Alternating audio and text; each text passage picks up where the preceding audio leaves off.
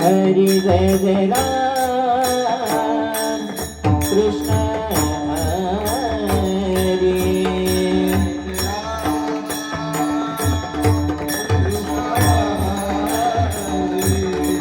जय जय राम कृष्ण हरी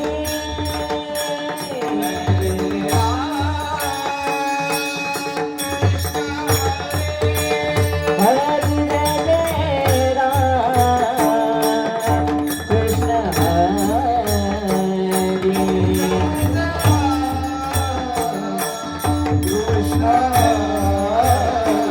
हरी जय जय राम जय जय राम जय जय राम कृष्ण हरी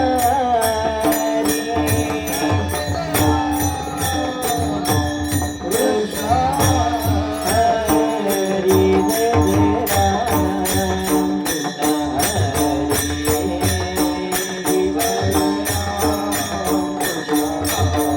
हरी हरी जय जय राम कृष्ण हरी जय जय राम कृष्ण हरी जय जय राम कृष्ण हरी जय जय राम कृष्ण हरी जय जय राम कृष्ण हरी जय जय राम कृष्ण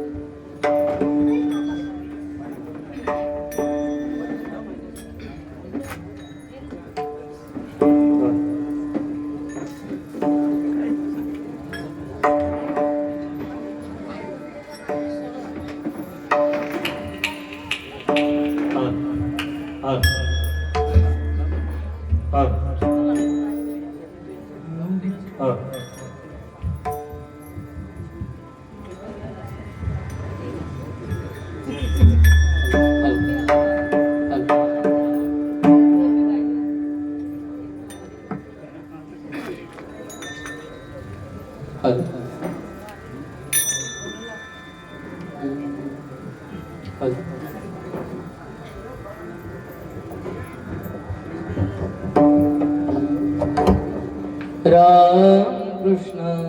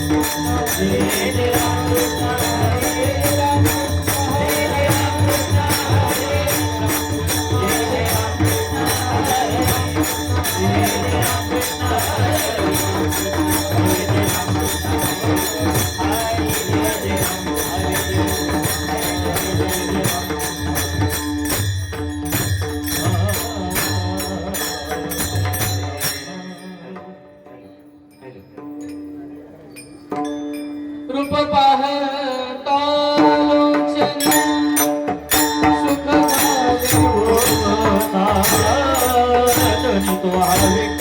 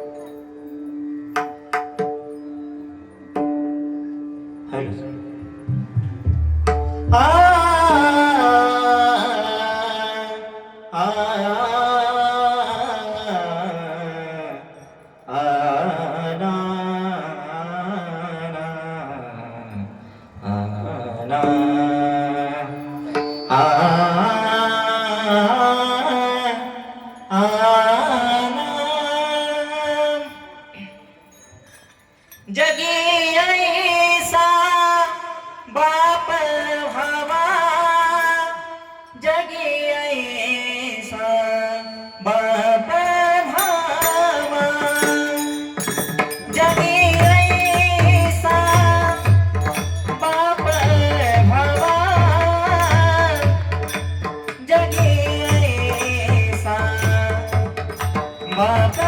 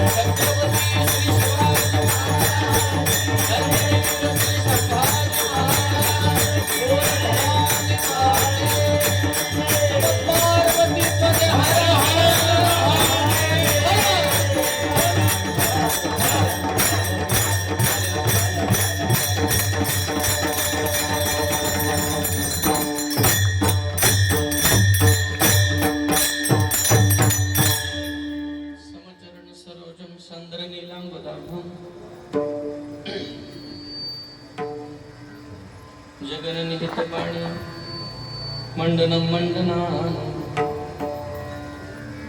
तरुण तुलसी माला कंधरम कंज नेत्रं सदयधवलहास्यं विठ्ठलं चिन्तयामि पांडुरंगा गुरु प्रथम मन दुसरे चरण संतांची त्यांच्या कृपादाने कथेचा विस्तार बाबाजी सद्गुरुदास तुका नमो ज्ञानेश्वरा नमो ज्ञानेश्वरा निवृत्ती उदारा सोपान देवा मुक्ताबाई नमो त्रिभुवन पावनी अद्वैत्रयोजन दिवांची जोडून या कर चरणी ठेवेला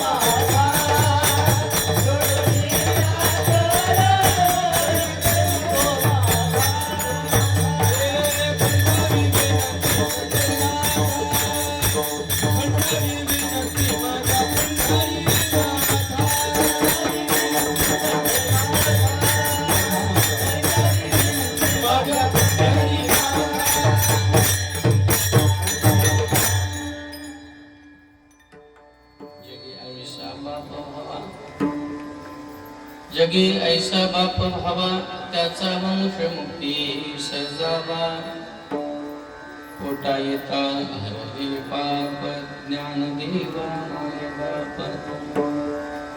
मुळी बाप होता ज्ञानी म्हणून लागलो हरीचे ध्यानी पोटा येता हरले पाप ज्ञान देवा माय बाप तुका महिमी पोटीची बाळ माझी पूर्वा ब्रह्मीची आळ पोटा येता हरले पाप ज्ञानदेवा माय बाप राधा सद्य साधन यस्य राधा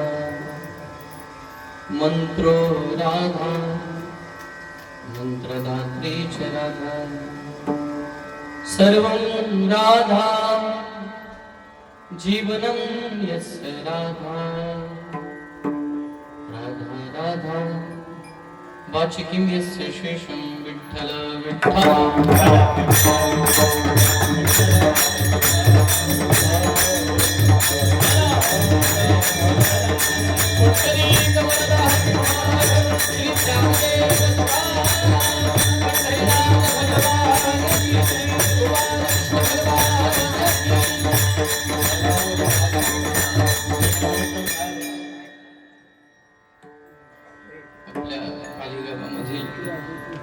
एक प्रेमळ आणि शांत असणारे व्यक्तिमत्व आदरणीय हरिभक्तीपरायण वैकुंठवासी भगवान बाबा साखरे यांच्या रात्रीच्या प्रीत्यर्थ प्राप्त झालेली हरिकीर्तनाची सेवा साखरे परिवाराचा स्नेह संबंध प्रेम आपुलकी जिव्हाळा या संदर्भामधून ही सेवा श्री क्षेत्र पाटणोली संस्थानाला समर्पित झाली. सेवेकरता नियुक्त अभंग संतश्रेष्ठ जगतवंदनीय जगद्गुरु तुकोबरायांच्या 4 चरणाच्या महत्वाच्या प्रकरणातला अभंग आहे. सांप्रत विचार करायचा झाला तर वडील कसे असावे आपण ठरवू शकत नाही. एखादा मुलगा नाही ठरवू शकत माझा बाप असा असावा, पण बाप ठरवू शकतो माझा मुलगा कसा असावा.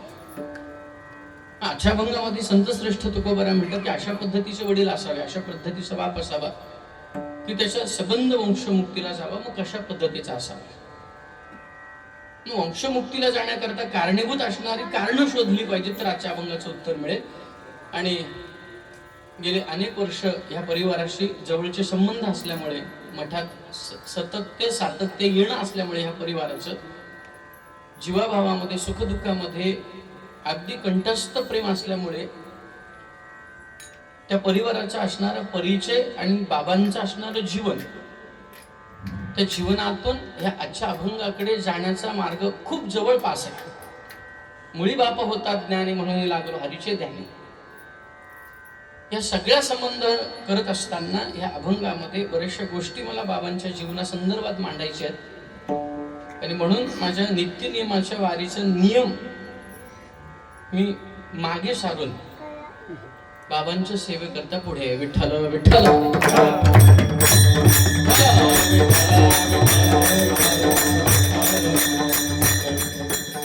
संप्रदायाची, मठाची परंपरा, त्यांची जबाबदारी असल्यामुळे 20 बस आणि 15 4 व्हीलर मी सकाळी 8:30 वाजता पुढे पाठवल्या. तिथल्या धर्मशाळेमध्ये ते सगळं नियोजन असतं, सगळी मंडळी इथून निघतात जेवढी मठाशी अटॅच आहेत भक्त परिवार. भाऊचा मला फोन आला, बाबांचं असं झालंय, रात्रीची सेवा तुम्हाला करायची. नियम असा आहे, प्रेमा करता देव जर सर्वस्व त्यागतो, प्रेमा करता देव जर वैकुंठ त्यागतो, तर आपल्या जीवनामध्ये काही आपला जर नियम एखादा आपण जर आपल्या प्रेमाच्या मंडळी करता त्यागत असेल तर त्याच्या नियमापेक्षा आपलं प्रेम महत्वाचं आहे. जगाच्या बाजारात सगळ्या गोष्टी विकत मिळतात आणि ते पॉसिबल आहे सध्या.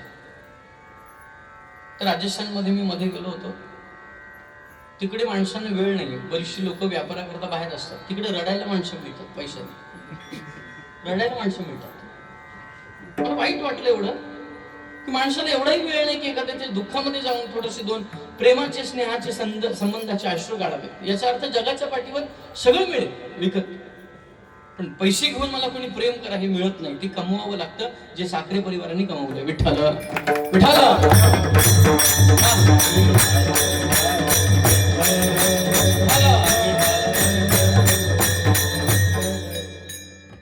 इथून पाहायला गेलं तर पाटणोली आश्रम फार जंगलात आणि फार लांब आहे. बरेच जण आलेत, काही ज्ञात अज्ञात, फार लांब आहे. आजही 2026 रस्ता नाही व्यवस्थित. तरी सुद्धा एखादा फोन केला, सांगितलं की यायचंय तुम्हाला, हातातलं काम टाकून ही मंडळी येणार. याचा अर्थ आहे प्रपंच सगळ्यांना आवडेल, ज्याच्या विशेष काय नाही. प्रपंच कोणाला शेंबडे पोरग्याला विचारलं लग्न करायचं हो म्हणतो महाराज. ज्याला कमवायची अक्कल नाही तो सुद्धा मुलीच्या लफड्यात पडतोय सध्या. ज्याला अक्कल नाही कमवायची की पुढे माझं फ्युचर काय आहे, घरदार, प्रॉपर्टी, गाडी घोडा हे कसं कमवणार, लेकरं झाल्यावर त्यांची मी व्यवस्थापन कशी, ज्याला अक्कल नाही तोही प्रपंचात जातोय. म्हणजे मला कोणावर दोष नाही लावायचा, प्रपंच कोणीही करेल हे मांडायचे, पण परमार्थ करण्याकरता आपलं अनंत जन्मीचं सुकृत आपल्या पदराशी असल्याशिवाय परमार्थ होत नाही. कोणताही करा, तुम्ही बैठकीला जा, स्वाध्यायाला जा, तुम्ही वारकरी व्हा, कोणत्याही संप्रदायाशी अटॅच व्हा, पण तुमचं पुण्य असल्याशिवाय तुमच्या पदरात परमार्थ नाही पडत. त्याचं कारण आहे, पण एका जन्माचं पुण्य फळाला येत नाही बरं का. सुकृताची जोडी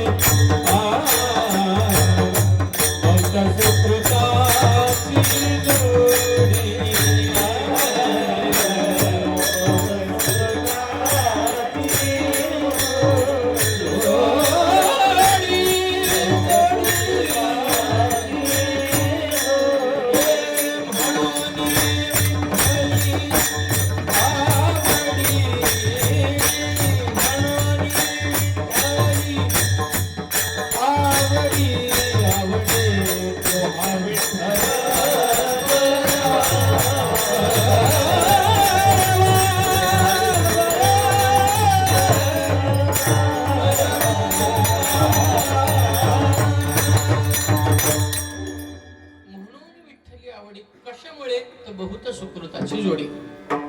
ह्या जन्मात नाही, जन्मोजन्मी आम्ही बहुपुण्य केले. तुम्ही वैष्णव होणं, वारकरी होणं, गळ्यात पवित्र तुळशीची माळ येणं हे तुम्हाला वाटलं म्हणून तुम्ही घालत नसतात. अनेक जन्माची पुण्य फळाला येते त्यावेळेला हे गोष्टी घडतात, अन्यथा घडत नाही. आणि म्हणून गेले 15-20 वर्ष संप्रदायाची सेवा करत असताना 15-20 वर्ष बाबा माळ घालून जास्त जेवढा 25-30 वर्षाचा पुढचा कालखंड संप्रदायाची सेवा करत असताना काकड आरती म्हणा, हरिपाठ म्हणा, कीर्तनामध्ये सहभाग घेणं, तिथं श्रवणाला जाणं, या सगळ्या गोष्टी काटेकोरपणे त्यांच्या जीवनामध्ये त्यांनी उतरवल्या. लौकिकाचा परमार्थ करणं वेगळं आणि अलौकिकाचा परमार्थ करणं वेगळं. व्यावहारिक जीव दुसऱ्याने मला परमार्थिक म्हणावा म्हणून आपण काही जण परमार्थ करत असतो, दाखवण्याकरता की माझा आपला परमार्थ जगाने मानावा म्हणून नसतो, ईश्वरापर्यंत पोहोचावा. तर ईश्वराने आपण परमार्थिक मानलं पाहिजे तर आपला परमार्थ आहे. आणि हा अलौकिकातला परमार्थ आहे. परमार्थ करत असताना कधी मला आत्ता मगाशी ते भाऊ बोलले की काकड आरती म्हणा, बाकी सर नित्यनेम गावातल्या सप्ताहामध्ये धावपळ म्हणा, ते एवढं. पण कधी बाबांनी मला सांगितलं नाही की महाराज मी काकडा करतो. याचा अर्थ आपण केलेलं परमार्थिक साधना लोकांना सांगू नये, ह्या स्वभावाचे ते होते. नाही तर कधी कधी माणसं भेटली की कीर्तन चालू करतात. 20 वाऱ्या केल्या, 15 वाऱ्या केल्या, आवरा हरिपाठ केला, मर. म्हणून मी कोणत्या गावामध्ये कीर्तनाच्या आधी 15-20 मिनिटं का जातो, काय कैसे लोकांचं कारण आहे. स्वभाव लौकिकातल्या व्यवहाराशी नव्हता, अलौकिक साधण्याकरता व्हावा होता. एक साधी गोष्ट बघा, 13व्याचं अन्नदान व्यवस्थित व्हावं म्हणून त्यांच्या 13व्या दशमीच्या दिवशी आले बघा. नाहीतर एकादशी अन्न नाही दान करू शकत ना आपण. पितृलोकातली द्वारमुक्त जरी असली तरी ती पितरांपर्यंत पोहोचत नाही एकादशीला अन्न. सगळ्याच पुण्यात्मा की ज्यांनी हा परमार्थ करत असताना आपला वसा आपल्या मुलांना, आपल्या नातवांपर्यंत, दोघेही नातवंड आहेत, एक कसळकंच आणि एक पालीच.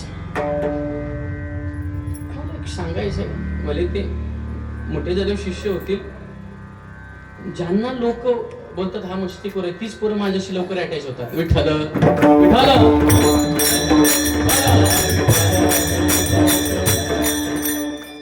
आता मगाशी म्हणाला मी पाटणुली येणार आहे, मी बोललो पाटणुली येशील ना तू.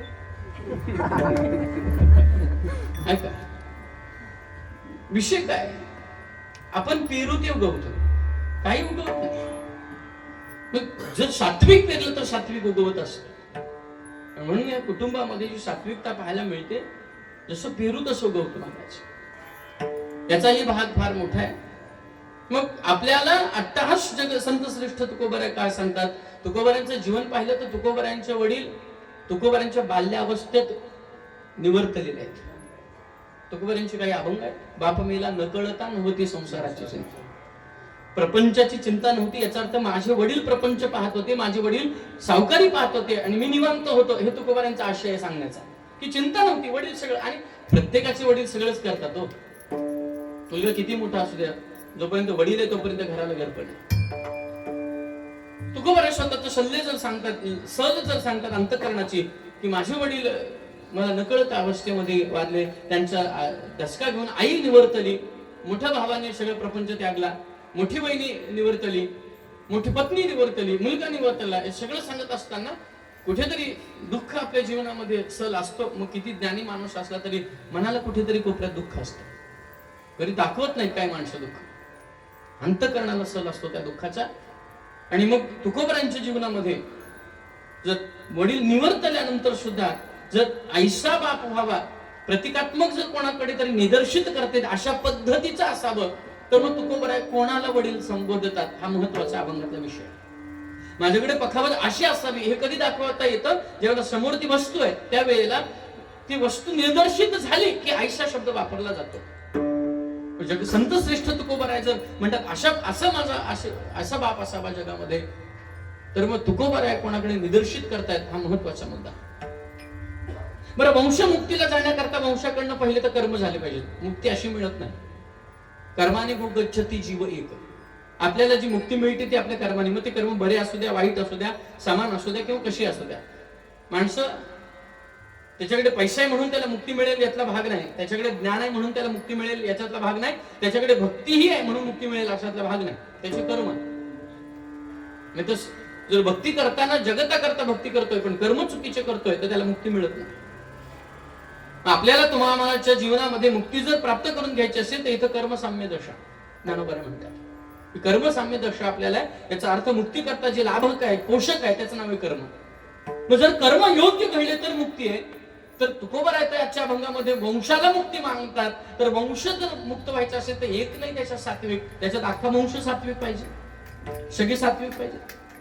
मग जर सगळे सात्विक होण्याकरता तर मग परिणाम काय? मुक्ती जाण्याकरता जर कर्म आहे, मग ते कर्म शुद्ध होण्याकरता काय? ज्ञान आहे.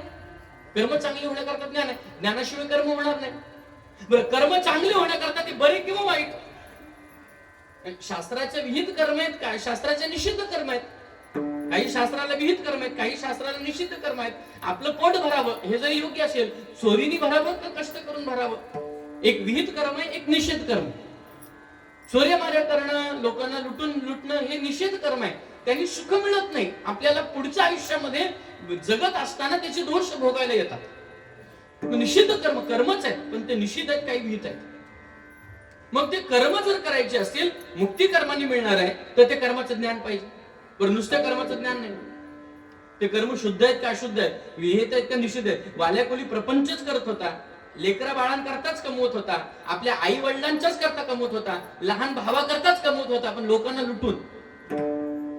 जेव्हा त्याला कळलं हे विहित निषिद्ध कर्म आहेत, तेव्हा त्यांनी ते सगळं त्याग. तोपर्यंत कर्मच आहे. याचा अर्थ ते कर्म करण्याचं ज्ञान पाहिजे. आता ज्ञानाला पोषक बुद्धी पाहिजे. ज्ञान काही सगळ्यांना होत नाही. ऐका ना, निर्बुद्ध माणसासमोर गीता गायली, निर्बुद्ध माणसासमोर तुम्ही पठण केलं, त्याला काय कळलं तर त्याचा फायदा काय? ते ज्ञानाकरता त्याची बुद्धी पाहिजे. बरं, बुद्धी करता त्याचा आहार पाहिजे. बुद्धी करता काय पाहिजे? युक्त आहार विहार. तो आहार युक्त पाहिजे, तो विहार युक्त पाहिजे. आहार युक्त विहार युक्त झाला तर त्याच्यामध्ये बुद्धी सद्विवेक बुद्धी होईल. बुद्धीने मग त्याला ज्ञान होईल, ज्ञानाने त्याचे कर्म होतील आणि कर्माने त्याला मुक्ती मिळेल.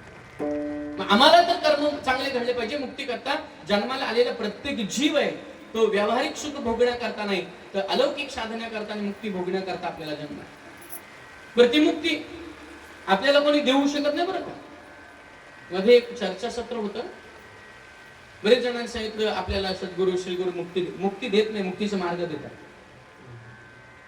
मुक्ती नाही देत, मुक्तीचा मार्ग दिल्यानंतर आपल्याला ते कर्म करून मुक्तीला जायचंय. ते मार्ग दाखवतील, ते मुक्ती नाही करणार, अजिबात नाही. निषेध आहे का?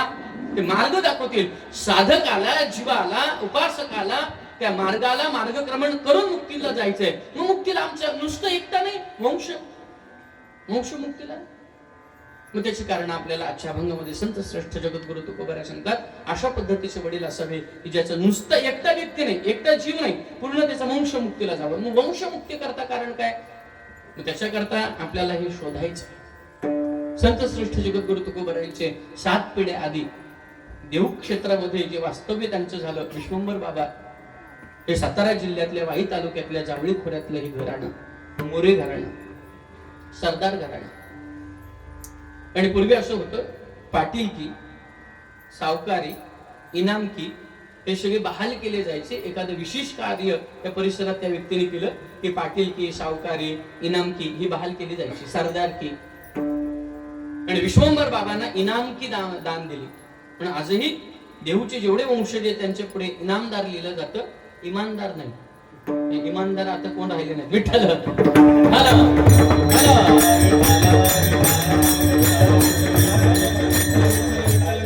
आजही माझ्या तुकोबरांच्या वंश परंपरेत इनामदार, इनामकी मिळाली. देहू परगाना इनाम मिळाला. आणि हे घराणं इकडं स्थलांतरित झालं. तुकोबरांची श्रीमंती बघायची असेल तर व्यावहारिक श्रीमंती जर पाहिली तर 65 लाखाची जहागिरी. मी परवा एक विषय मांडला खेड तालुक्यामध्ये, रत्नागिरी खेडमध्ये ज्या कालखंडामध्ये तुम्ही आणि माझे पूर्वज म्हणजे पंजोबा किंवा त्यांचे पंजोबा कुडाच्या घरात राहत होते, त्यावेळेला 350 पावणे 400 वर्षापूर्वी, मला असं वाटतंय आता इथं जेवढी मंडळी बसलेत त्या मंडळींनी बहुतांशी 2000च्या आतल्या कालखंडामध्ये मातीची आणि कुडाची घरं बघितली असेल. मी पण परिसरातलाच आहे, नंतर तिकडे गेलो, हा भाग वेगळा, मला माहिती आहे. माझ्याही गावामध्ये बरीचशी कुडाची घरं मी पाहिलीत. जर आता आपण सगळे ह्या जनरेशन मध्ये कुडाची घरं पाहतोय आणि पाहिलेत, काही जण राहिलेत, काही जण मातीच्या घरात राहिलेत, तर 350 पावणे 400 वर्षापूर्वी मला वाटत नाही एवढे मोठे सगळ्यांचे वाडे असतील. जे इनामदार आहेत त्यांचेच वाडे होते, बाकी सामान्य माणसं कुडाच्या घरात राहत होती. अशा वेळेला ही व्यवहारातली श्रीमंती बाजूला मी सांगतोय, तुकोबारांची तिथं आहेत, पण तुकोबारांच्या अध्यात्मातली श्रीमंती, जगाचा बाप त्यांच्या घरी येऊन रुक्मिणीला घेऊन तुकोबाराने विनंती करतो, खायला काय असेल तर द्या. माणसं कोणाकडे खायला जात नाही, ज्याच्याकडे मिळतं, जो देतो आणि ज्याचं अंतःकरण उदार आहे त्याच्याकडे जातात. आणि म्हणून चतुर्भुज पांडुरंग झाले आणि हातात पत्रावळ धरली आणि दरदऱ्या पाण्या माझी रांधलेल्या कन्या, पंढरीनाथांनी त्या कन्या खाल्ल्या. किती अध्यात्माची श्रीमंती आहे, ज्या पांडुरंगाला आजही पंढरपुरामध्ये सोन्याच्या ताटात भोग लागला जातो. ऐकताय ना, तो गरीब नाही. तुम्ही आम्ही वर्षभर जेवढं केसर खात नसाल ना, तेवढं केसर रोज त्याच्या शेजारतीच्या आधी त्याच्या मंदिरापासून शेजघरापर्यंत सडा टाकतात ना, चांदीच्या तांब्यामध्ये पाणी घेतात आणि त्याच्यात एवढं केसर टाकतात. आमचे बाल्याचे महाराज आहेत, मंडळी नवीन छान अशी सुंदर, आपल्याला पुढच्या पिढीमध्ये प्रकृतवान मंडळी मिळत आहेत. महाराज, पांडुरंगाची श्रीमंती प्रत्येक वारकऱ्यांनी गावी. चांदीच्या लोट्यामध्ये एवढं केसर टाकलं जातं, किमान ते केसर 5-6 हजाराचं असेल रोज. देवाच्या चरणापासून शेजघरापर्यंत सडा शिंपडला जातो आणि मग पाय घड्या टाकल्या जातात. किती श्रीमंत आहे तो बाप. असा श्रीमंत परमात्मा श्री तुकोबारांच्या घरी जातो आणि फाटलेल्या गोधडीवर बसतो आणि याचना करतो, मला भूक लागली आहे. एवढा श्रीमंत बाप जर तुकोबारायांच्या घरी जाऊन अपेक्षा करत असेल तर तुकोबाराय किती श्रीमंत असेल हे लक्षात घ्या. विठ्ठल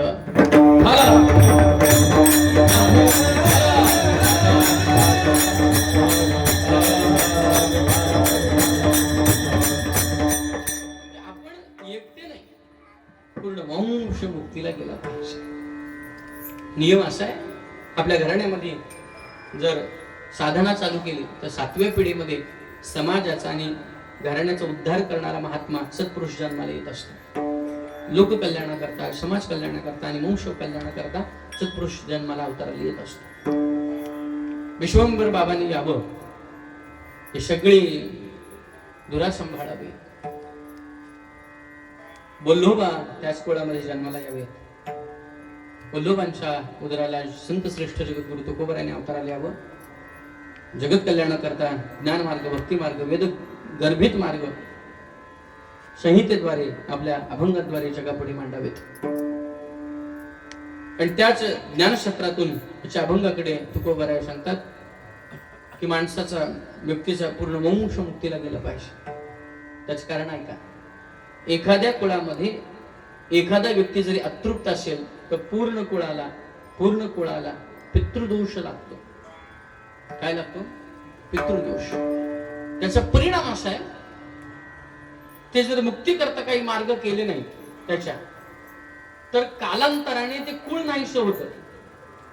त्या कुळात कोण नाव लावायला, ते कुळ पूर्ण पुढे चालवायला शिल्लक राहत नाही कोण, असा नियम आहे. मग त्या कुळातल्या पुरुषांची आर्थिक परिस्थिती डाऊनच राहते. कष्ट केले तरी त्यांना सक्सेस मिळत नाही. मान, मनका, पाठ, कंबर, गुडघे यांची व्याधी पुरुषांना चालू होतात. पतंती पितरो हे शालुप्त पिंडोदक क्रिया. कालांतराने त्या घराण्यामध्ये वर्णसंकर संतती जन्माला यायला लागते आणि मग कालांतराने ते कुळ लुप्त होतं, नाहीसं होतं. या सगळ्याची जबाबदारी आपला कुळ आपल्याला मोक्षाला नेण्याकरता आपलं ही कर्म चांगलं असावे तर कुळ मुक्तीला जातं. या करता मला ह्या अभंगामध्ये यायचंय. आपण सगळे धर्मपरायण आहात. 13 दिवस भावकी सुतक पाळते. एकदा पंक्तीला भावकीतली मंडळी बसली की सुतक संपलं त्यांचं, भावकीत नाही. मुलगी 3ऱ्या दिवशी आली, तिने पाणी जलदान केलं की मुलीचं 3ऱ्या दिवशी सुतक संपलं, कारण ती तिचं कुळ गोत्र बदललेलं असतं. त्यामुळे वडिलांचं 3च दिवस, घरचं माहेरचं 3च दिवस, पण मुलगा जो आहे तो वर्षभर सुतकी आहे. म्हणून नियम असा आहे, आपण एक पदार्थ त्यागतो. इकडे आहे का या गावात पद्धत? एक वस्तू त्यागतो आणि वार्षिक पिंडदानाला जेव्हा पिंड बनवतो किंवा पिंडाची पूजा करतो, तिलोदक देतो, तेव्हा त्या घासामध्ये ती पदार्थ ठेवावा आणि मग त्याला संकल्प करावा. त्याचं कारण आहे, मी हा पदार्थ का त्यागलाय, मी सुटकी आहे याची जाणीव त्याला राहावी वर्षभर, म्हणून तो पदार्थ त्यागायचा. त्याचं कारण आहे 13व्याच्या दिवशी तो आत्मा जीवात्मा पुढच्या प्रवासाला सगळं सुखरूप सगळं त्याचं घेऊन निघतो आणि वर्षभराच्या वार्षिक पिंडदानाच्या दिवशी तो मुक्त होतो. आपण गरुड पुराण ऐकता, श्रवण करता, वाचता.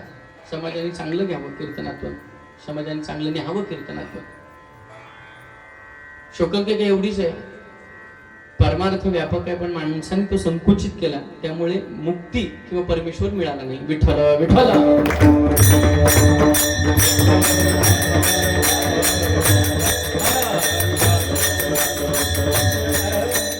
आमच्या वडिलांकडनं मला काय पहिलं कारण, वडील काय ही भूमिका कळाली पाहिजे, तर मग आईचा बाप व्हावा, आपल्याला त्याच्यातून साम्य साधता येईल. वडील कसे असावे ऐका, वडिलांचे 4-5 व्याख्या तुमच्या पुढे मांडतो. पहिलं तर स्वतःचं अस्तित्व पणाला लावून मुलाच्या अस्तित्वाकरता झटतो, त्याच नव्हे बाप.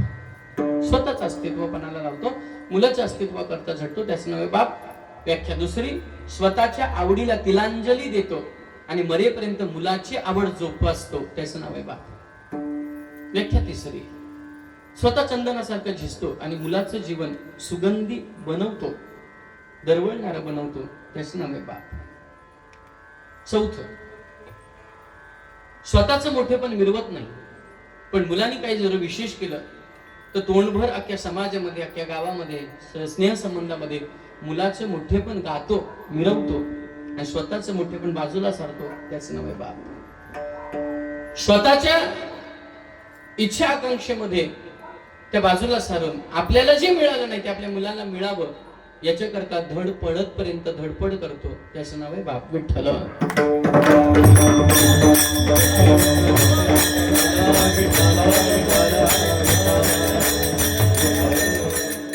तुकोबाराया बाप ज्यांना म्हणतात ते कोण आहेत? तर ज्ञानोबा आहेत. तुकोबाराया ज्यांना बाप म्हणतात तर ते कोण आहेत? ते ज्ञानोबा आहेत. ज्ञानोबा आहेत तर नाही आहे, ज्ञानोबा आहेत आई आहे. जगात आतापर्यंत कोणाला ज्ञानोबारायांना बाप म्हणायची भूमिका कोणी केली नाही, फक्त तुकोबारायांनी केली. बाकी सगळ्या संतांनी आई म्हटलेली आहे. ज्ञानाबाई माझी अनाथांची माय, नाथबाबा म्हणतात, एका जनार्दनी पाय बंदी नसे. सगळे संत माऊली म्हणतात तुकोबाराय आज काय एवढं धाडस करतात की बाप म्हणावं. त्याचं कारण ऐका, या मोरे घराण्याची, तुकोबारायांच्या घराण्याची वंश परंपरेची सेवा ज्ञानोबारायांची, वंश परंपरेची. सांप्रत आपल्याला लक्षात येत नाही. आपण गडबाजीमध्ये गेलो, आपण गुरुपरंपरा स्वतःच्या स्वतंत्र पाळायला लागलो आणि म्हणून खरा बराचसा इतिहास आपल्या पुढे आला नाही. तुकोबारायांच्या वंश परंपरेची म्हणजे ज्ञानोबाराय समाधीच्या नंतरचा कालखंड आहे. तुकोबारायांच्या घराण्याने ती जोपासलेली परंपरा आहे ज्ञानोबारायांच्या सेवेची. कोणी कोणाला मंदिराला सहकार्य करत नाही, कोणी कोणाचं मंदिर उभारत नाही. ज्या वेळेला आपली आस्था भावना असते त्यावेळेला आपण काहीतरी दान धर्म करतो. ज्ञानोबारायांच्या समाधी मंडपाच्या पुढचा पंखा मंडप आहे, तो श्री तुकोबारायांनी बांधलेला आहे. काहीतरी भावना असल्याशिवाय दान होत नाही, काहीतरी अटॅचमेंट, काहीतरी भावना स्नेह असल्याशिवाय दान होत नाही. करोडपती पडलेत माणसं या जगात, पण कोणी कोणाला देत नाही, भावना असल्याशिवाय द्यावं लागत. तुकोबारायांनी तो पंखा मंडप बांधावा. नाथांनी ती समाधी शिळा उडून ते सगळ्यांना ज्ञात आहे. ते गर्भगृह बांधावा, त्याच्यावरती स्थापित करावे 3.5 मुहूर्ताचं स्वरूप म्हणून ती समाधी, आणि मग त्याच्या पुढचा पंखा मंडप तुकोबारायांनी बांधावा. मग जर स्वतःचं मोठेपण बाजूला ठेवून मुलाचं मोठेपण मिरवतो त्याचं नाव आहे बाप. स्वतःचं अस्तित्व बाजूला सारतो, मुलाच्या अस्तित्वाच्या मोठेपणा करता जो रात्रंदिवस तळमळ करतो त्याचं नाव आहे बाप. तर तुकोबाराया आणि ज्ञानोबाराया, तुकोबाराया बाप का म्हणतात, ज्ञानोबाराया असं काय घडलं की तुकोबाराया वडील म्हणतात, बाप म्हणतात ज्ञानोबाराया? नियम असा आहे भक्ती पंथामध्ये, योग मार्गामध्ये तो नियम येतो. आपल्याला एखाद्या गोष्टीची प्राप्ती तीव्र करून घ्यायची असेल तर त्याच्या करता धरणं धरलं जातं, त्याला हठयोग म्हणतात. हठयोगातला तो नियम आहे. आजही तो नियम लागू होतो, फक्त तुम्ही निष्ठेने केलं पाहिजे. आजही काही आवर्तनं अशी आहेत, काही मंत्रांची, काही सूत्रांची, काही सुक्तांची, जर तुम्ही नियम आणि जर ती केली तर तुमच्या मनातलं फळ तुम्हाला मिळतं, कधीच कमी पडत नाही. हठयोग म्हणतात. फक्त ते नियमाने काही झालं तरी चालेल, मी एका जागी बसणार. एक व्यक्तीने हठयोगाचं धरणं धरलं की ज्ञानोबारायांनी मला साक्षात्कार द्यावा, मला अनुग्रहित करावं. गुरुकडून मंत्र वेगळं मिळणं, मंत्र मिळणं हे वेगळं आणि अनुग्रह मिळणं हे वेगळं. आपली स्वतःची प्रचिती काय, स्वतः कोण आहे याची जाणीव करून देतात, त्याला अनुग्रह म्हणतात. बरेच जणांना नुसते मंत्र आहेत, अनुग्रह नाहीच आहेत. विठ्ठल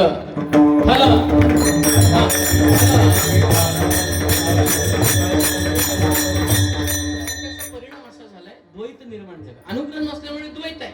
आणि आपल्याला जर सर्वाघटी राम साक्षात दाखवला नाही तर त्यामुळे द्वैत निर्माण होतं. हा वेगळा, तो माझा, तो परका, हा गरीब, हा श्रीमंत. द्वैत निरसन झाल्या करता अनुग्रह आहे. त्याला वाटलं माझं द्वैत निरसन व्हावं, मला मोक्ष मिळावा, माझं घराचं कल्याण व्हावं, याकरता अनुग्रह त्यांनी धरणं धरलं. आणि धरणं धरल्यानंतर ज्ञानोबारायांनी त्याला दृष्टांत दिला. ऐक, मला माहिती तुझी भावना काय आहे, तर तुला आत्मज्ञान पाहिजे. पण मी जर आता तुला साक्षात्कार दिला, मी जर तुला साक्षात्कार दिला, जग तसं नाही ना मानणार. यांना साक्षात्कार झालाय, यांना ज्ञानोबारायांनी मंत्र दिला. जग खोटं मानेल. लोक काय म्हणतील, ज्ञानोबाराय समाधीस्थ आहेत, तुला कधी दिला, म्हणजे तू खोटं बोलतोय. जगाची रीत आहे, खरं मानत नाही. आपण खोटं उठवा, लगेच उठत. मला एका याच्यावर वाचायला आलं होतं, मित्रांनी स्टेटसला ठेवलं होतं. खरं घराच्या बाहेर येण्याच्या आधी खोटं गावभर बोंबलून आलेलं असतं. खरं घराच्या बाहेर येण्याआधी खोटं गावभर बोंबलून आलेलं असतं. म्हणजे जी पोरं पितात त्यांना सांगतात पियत नाही, आणि जी बिचारी पियत नाही त्यांना लोक सांगतात पितात. विठ्ठल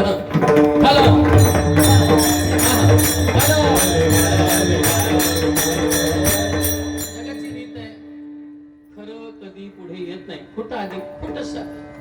ज्ञानोबाराय त्याला दृष्टांत देतात. हे बघ, मी तुला अनुग्रह देईन, नाही असं नाही, पण जग मान्य करणार नाही. जगाच्या बाबतीत काय, मी समाधिष्ट आहे. ज्ञानोबाराय कधी आले तुला, मग तू असं कर, जगत कल्याण करता साक्षात महाविष्णू म्हणजेच मी, म्हणजेच श्री तुकोबाराया जगत कल्याण करता भूतलावर अवताराला आलेले.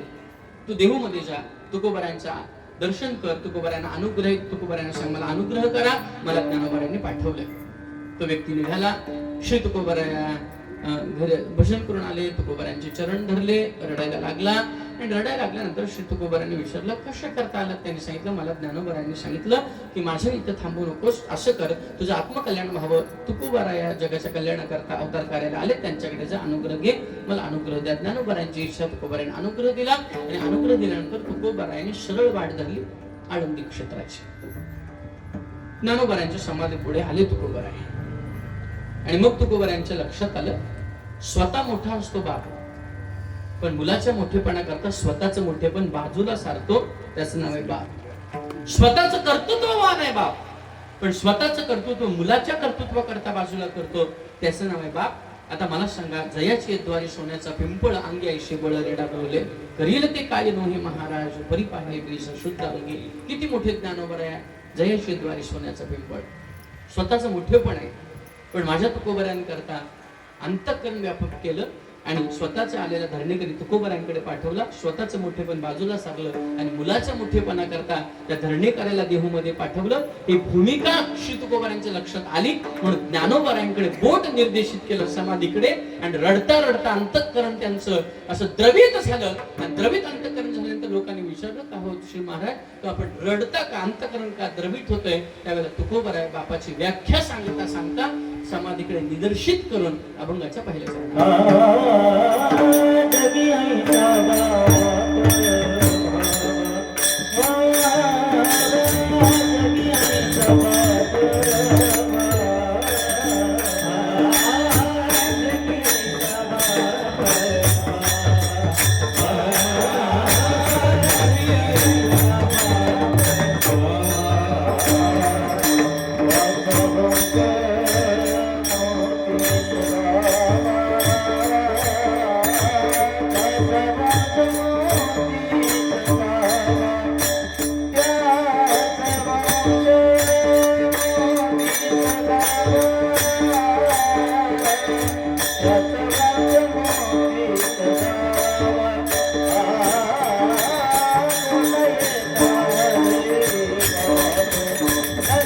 Bye.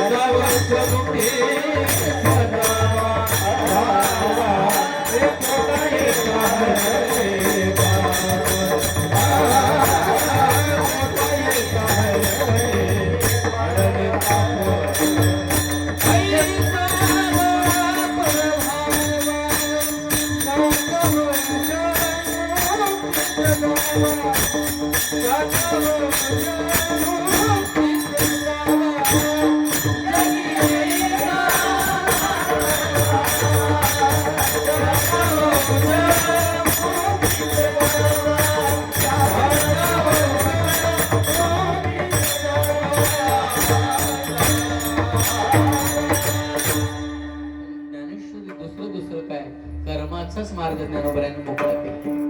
किती गोड सांगितलं. मुक्ती मिळणं काही कठीण नाहीये, सोपं आहे. फक्त आपल्याला तिथपर्यंत पोहोचता आलं पाहिजे. साधकाचं काय झालं, जीवाचं काय झालं, देव जवळ आहे. पण ज्ञानोबर आहे, दोन दुर्दैवी आपल्याला आपल्या करता दोन दृष्टांत देतात. एक बेडकाचा देतात आणि एक गोचिडाचा देतात. सगळ्यांचं ज्ञात आहे, सगळ्यांच्या पाठ आहे, ते सांगून वेळ घालवत नाही. बेडकाच्या जवळ असणारा कमलकंद त्याला ग्रहण करता येत नाही, कारण त्याला त्या कमलकंदाची ओळख नाही. आणि गोचिडाच्या म्हणजे गोचिड जे सडाच्या जवळ आहे गाईच्या, त्या सडातलं दूध तिला पिता येत नाही, कारण दुधाची ओळख नाही. तसं जीवात्म्याच्या जवळ परमात्मा आहे, पण त्याला त्याचं ज्ञान नसल्यामुळे त्याला तो परमरस प्राशन करता येत नाही. आणि म्हणून तो परमरस, तो परमानंद आपल्याला सहज साखता यावा याकरता साधू संत मायबापतीही केले कृपादान. हे कृपादान साधू संतांनी केलं. म्हणून तुकोबराय ज्ञानोबरायांकडे सांगतात, जगी आईसा बापावा कैसा हो. बघा ना, चालविली जड भिंती, हरली चांगल्याची भ्रांती, मोक्ष मार्गेचा संगाती ज्ञानोबराय माझा. रेड्यामुखी वेद बोलविला, गर्भद्विजांचा हरविला, शांती रूपे प्रगटला ज्ञानोबरा माझा. एवढं सगळं मोठेपण असताना स्वतःचं मोठेपण मिळवलं का? नाही मिळवलं महाराज. पण माझ्या मुलाचं मोठेपण जगाला कळावं, आणि ती भावना तुकोबरायांची ज्ञानोबरायांना ज्ञात होती. आणि म्हणून आपल्याकडचं धरणेकरी तिकडं पाठवला, आणि मग तुकोबरायांचं मोठेपण जगामध्ये मिरवलं. हा भाव तुकोबरायांच्या अंतःकरणात आला. आणि बापाशिवाय हे कोणी करू शकत नाही. बाप कमवत असतो, ऐका बरं, कमवत असतो. पण मुलगा कामाला लागला ना, अख्ख्या गावात सांगतो माझा मुलगा कमायला लागला. बापापेक्षा फार कमी कमवत असतो तो, पण तरी सुद्धा तो काय सांगतो, माझा मुलगा कमवायला लागला. बापाने याच्या आधी मुलाला हजारो रुपयाचे कपडे घेतलेले असतात, पण एका पहिल्या पगारामध्ये बापाला जर 200-500 रुपयाचं शर्ट घेतलं तर बाप 100 जणांना सांगतो माझ्या मुलांनी घेतलं. त्याचं कारण आहे, बापा एवढं मोठेपण जगात कोणी मिरवू शकत नाही. एवढा बाप व्यापक आहे, एवढा बाप उदार आहे, आणि एवढा बाप मोठा आहे. म्हणून श्री तुकोबर म्हणतात, जगी आईसा बाप व्हावा, त्याचा वंश मुक्ती यश जावा. आणि अशा वडिलांच्या उदराला जन्माला आलं तर येणं केलं एखादं कर्म चुकून जर पाप घडत असेल तर तेही निवृत्त होतं अभंगाच्या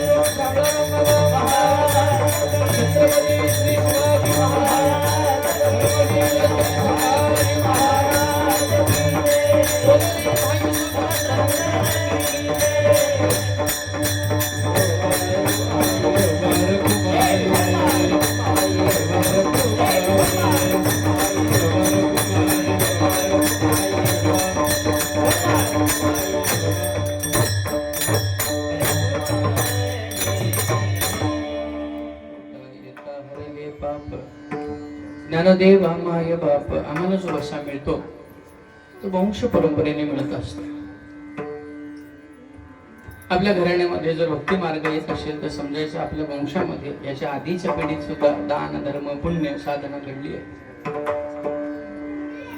बाबांची भारी इच्छा असायची की माझा मुलगा पखवाजा व्हावा, पखवाजा. पण ते प्रॅक्टिकली उतरवून दाखवलं ऋतिक भाऊ छानपैकी. तसं ते आमच्या पखवाज परंपरेमध्ये येतात. म्हणजे आदरणीय मधुकर बुवा मिस्त्री घराण्याची परंपरा आहे पखवाजाची, म्हणजे प्रतापजी आणि मिस्त्री घराण्याची. सुंदर असं पखवाज वाजवून आपल्या वडिलांची इच्छा की माझा मुलगा पखवाजा व्हावा प्रत्येक वेळी. पण ही विचार येण्याकरता सुद्धा आपल्या अंतःकरणात पुण्य असावं लागतं. कधी कधी बघायला मिळतं बापूसना पुरे एकत्र प्यायला बसतात विठ्ठल.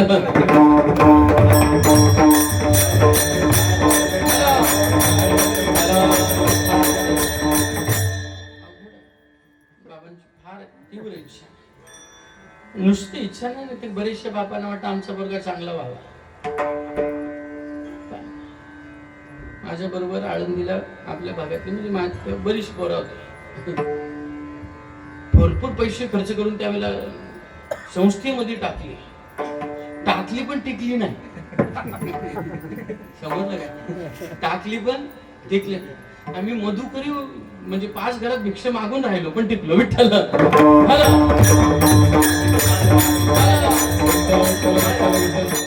कधी कधी 2 घर बंदच असायची, 3 घरातली मिळायची. 3 घरामध्ये मिळाली ती 5 जणांनी वाटून खायची. रोज एकाने जायचं, 5 जणांचा ग्रुप, त्याच्यात 5 घरातली मागून आणायची. कधी कधी 3 घरं बंद असायची. बरं नियम असायचे जे ठरलेलं त्याच्यापेक्षा दुसऱ्या पुढच्या घरात जाऊन नाही मागायचं, नियमाच्या विरुद्धच आहे. बरं जात असताना उंबरट्याच्या बाहेरून मागायचं. याचा अर्थ वडिलांची तीव्र इच्छा, आणि ती मुला पुत्र, सुपुत्र आणि कुपुत्र. भागवताची सुपुत्र त्याला म्हणतात की वडिलांची इच्छा जाणून त्यांच्यासारखं कर्म करतो, त्याला सुपुत्र म्हणलंय. नाही तर पुत्र म्हणजे वडिलांची इच्छा असल्यानंतर वेळ भेटल्यावर जमलं तर करतात. अवघड. घरी गेल्यावर आपली पोरं कशी ती बघा, सुपुत्र आहेत, कुपुत्र आहेत, नुसते पुत्र आहेत. अवघड आहे.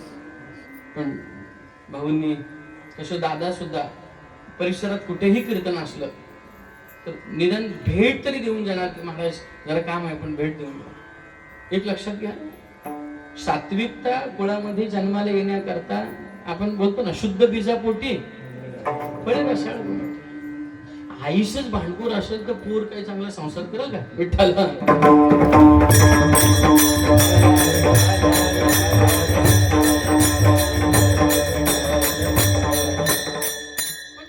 आई जर शांत असेल, आई जर प्रेमळ असेल तर नक्कीच मुलगी सुद्धा शांत प्रेमळ असेल. वडील जर सात्विक असतील तर नक्कीच मुलं सुद्धा सात्विक आहेत. तुम्ही म्हणाल, एकाने मला प्रश्न विचारला तर मग हिरण्यकश्यपाचं काय? अजिबात नाही. नामस्मरण केलं म्हणून प्रल्हादजी झाले. काय तो काही साधी नव्हती, नामस्मरण करून घेतलं पतीकडून. नंतरचा परिणाम म्हणजे फळ आहे, प्रल्हाद भक्त म्हणून जन्माला आले. म्हणून तुकोबारा म्हणतात, मुलांना जर परमार्थ मिळत असेल तर मुलांना मिळालेला परमार्थ हाही आपल्या वडिलांचा एक भाग आहे. अभंगाच्या तिसऱ्या चरणात मुळी होता अपनारे, मुळी होता बापनारे,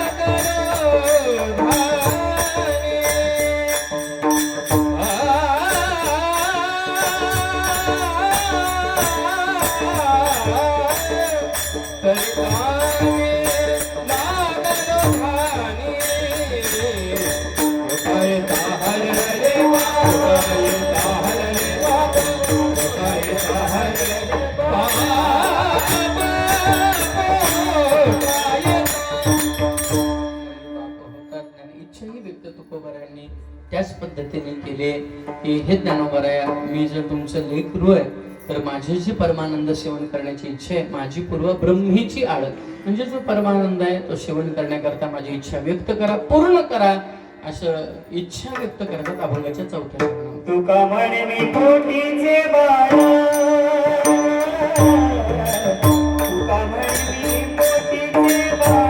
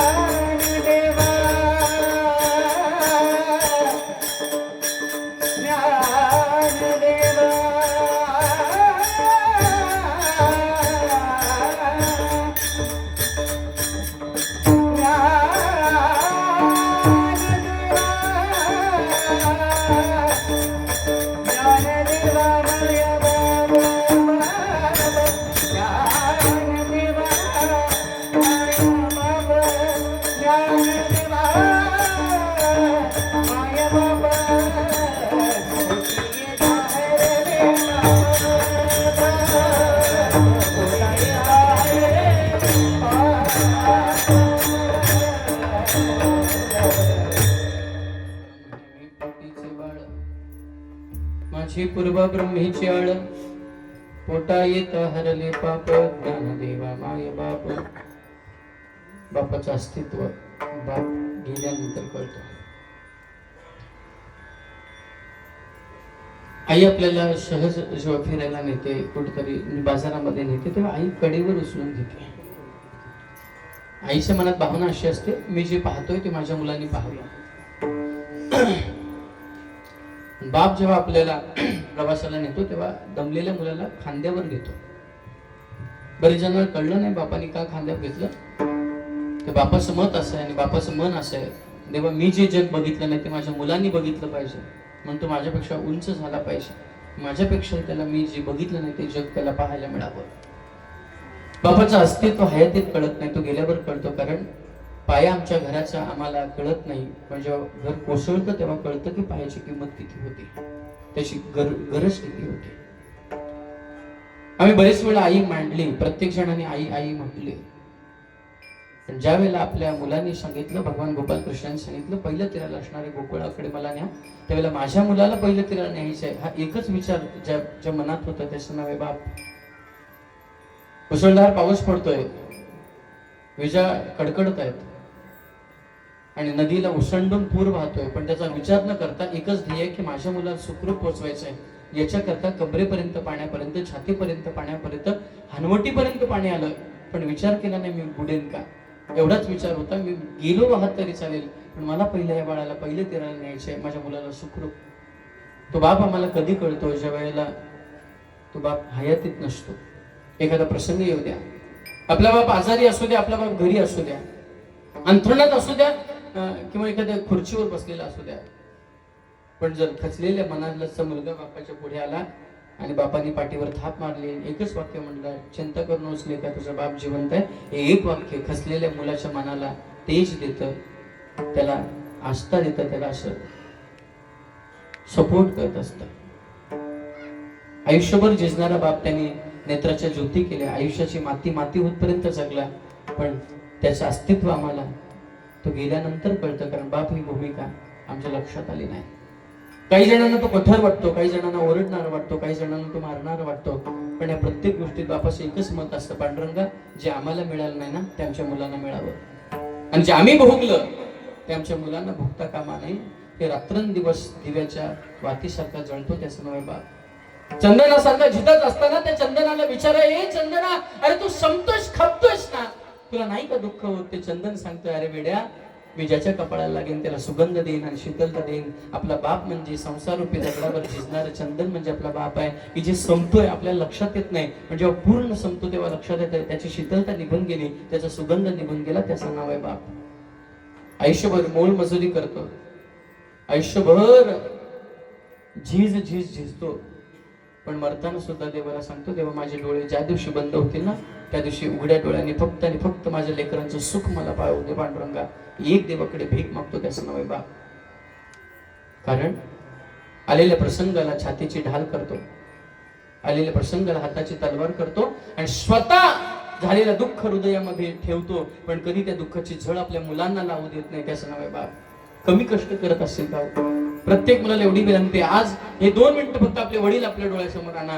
किती मोठे प्रसंग, आता 100 रुपये आपल्या खिशात नसले तर आपल्याला चिंता होते, पण 4-4 मुलांचा संसार ज्यावेळेला थाटायचा त्यावेळेला सगळं कष्ट करताना त्या बापाला कमी वेदना होतात का?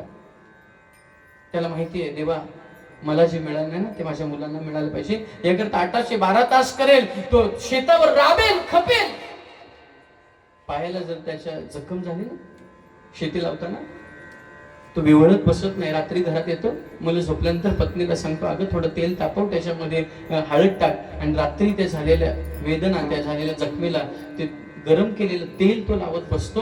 त्यावेळेला तो विचार करत नाही की उद्या सकाळी मला जाताना पुन्हा याच्यात वेदना होतील. तो एवढाच विचार करतो, आता जर मी हे सहन केलं तर पुढच्या वर्षभर माझी मुलं पोटभर खातील. याच्याकरता जो स्वतः वेदना सहन करतो त्याचं नाव बाप महाराज. एखाद्या फुलाला सुगंध असावा आणि तो सुगंध सर्वीकडे दरवळावा, अचानक तो सुगंध निघून जावा आणि ते फुल ओस पडावं. तसं संसाररूपी आपल्या घररूपी फुलाचा सुगंध म्हणजे आपले बाप आहे. तो कधी कळतो? जेव्हा निघून जातो तेव्हा कळतं. परिमळ गेली या ओस फुल देते, तो म्हणजे आपला बाप आहे. बाबा तुम्ही आमच्यासाठी कष्ट केले फार, सोडून गेले बाबा सारा परिवार. लेकी सुना रडत बसती कान्हा कोपऱ्याला, बाबा बाबा बाबा हाक मारू मी कुणाला. बाप काय माहितीये का? बापा पाया तो घराचा, आई कळस त्यावर, जेव्हा खचतो न पाया तेव्हा कोसळते घर. बाप घराचा पाया महाराज. ज्या दिवशी बाप गेला ना त्या दिवशी ते घर कोसळतं.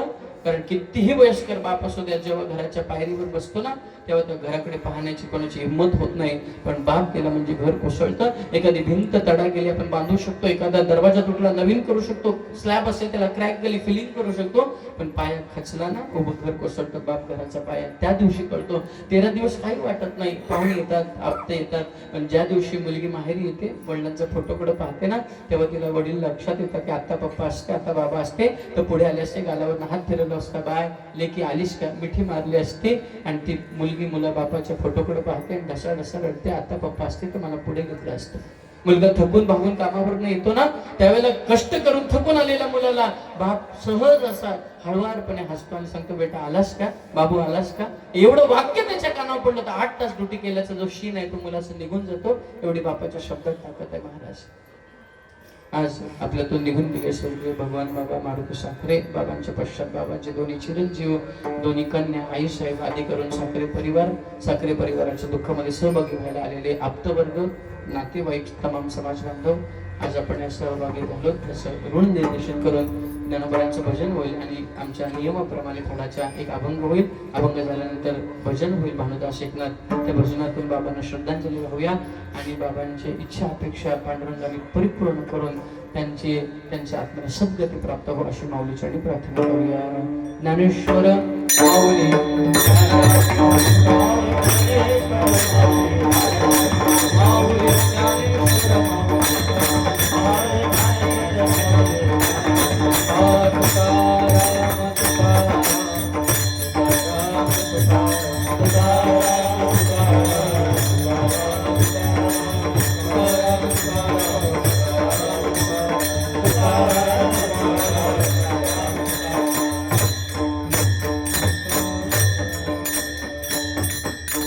देवाही माझी मिरासी ठाव तुझे पाया पाशी, तुझे पाया पाशी ठाव तुझे पाया पाशी. देवाही माझी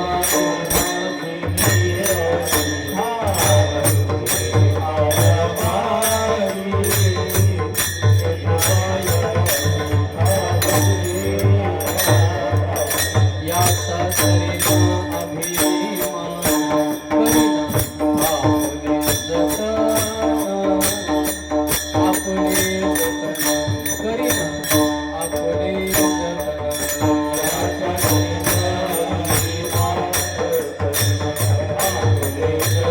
याचा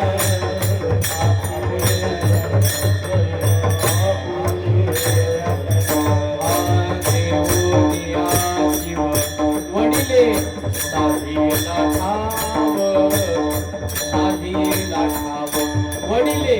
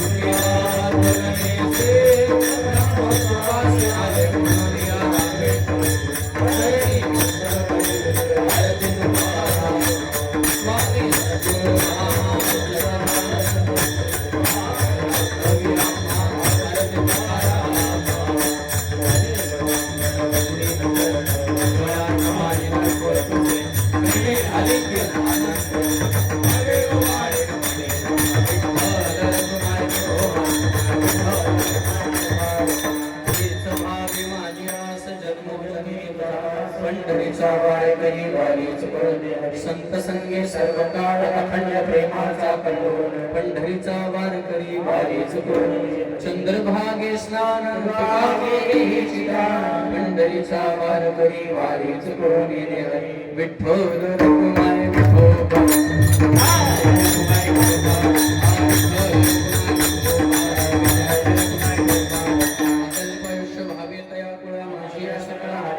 कल्पनेची